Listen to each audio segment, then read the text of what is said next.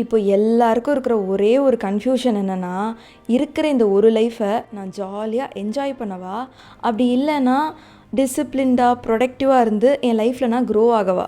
இது ரெண்டில் நீங்கள் ஏதாவது ஒன்றை சூஸ் பண்ணுறதுனால தான் உங்களுக்கு லைஃப்பில் எங்கேயோ ஸ்டக்கான மாதிரி இருக்குது.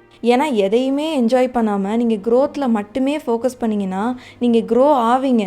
ஆனால் ஒரு கட்டத்தில் திரும்பி பார்க்கும்போது உங்களுக்கு ஹாப்பி மூமெண்ட்ஸ்னு எதுவுமே இருக்காது. அதுக்குன்னு ஜாலியாக மட்டுமே இருந்தீங்கன்னா நீங்கள் நினச்ச அந்த ஒரு லைஃபுக்கு உங்களால் கடைசி வரை போக முடியாது. அண்ட் நம்ம நினச்சதை பண்ண முடியலேன்ற அந்த ஒரு ரெக்ரெட்டோடையே வாழணும். ஸோ இதில் நீங்கள் எதை சூஸ் பண்ணுறீங்கன்றது முக்கியம் இல்லை, எந்த விஷயத்துக்கு எப்போ ப்ரையாரிட்டி கொடுக்குறீங்கன்றது தான் முக்கியம். லைஃப்பில் ஒரு சில ஃபேஸஸில் நம்ம டிசிப்ளின்டாக இருக்க வேண்டியிருக்கும். அந்த டைமில் நீங்கள் ஸ்கில் கற்றுக்கோங்க, ஒர்க் அவுட் பண்ணுங்கள், புக் ரீட் பண்ணுங்கள். என்னெல்லாம் பண்ணால் நீங்கள் க்ரோ ஆவீங்களோ அது எல்லாமே பண்ணுங்கள். அண்ட் லைஃப்பில் நீங்கள் என்ஜாய் பண்ணுறதுக்கான ஒரு ஃபேஸுமே இருக்குது. அந்த டைமில் நீங்கள் ஊர் சுற்றுங்க, பிடிச்சதை சாப்பிடுங்க, do whatever make you happy.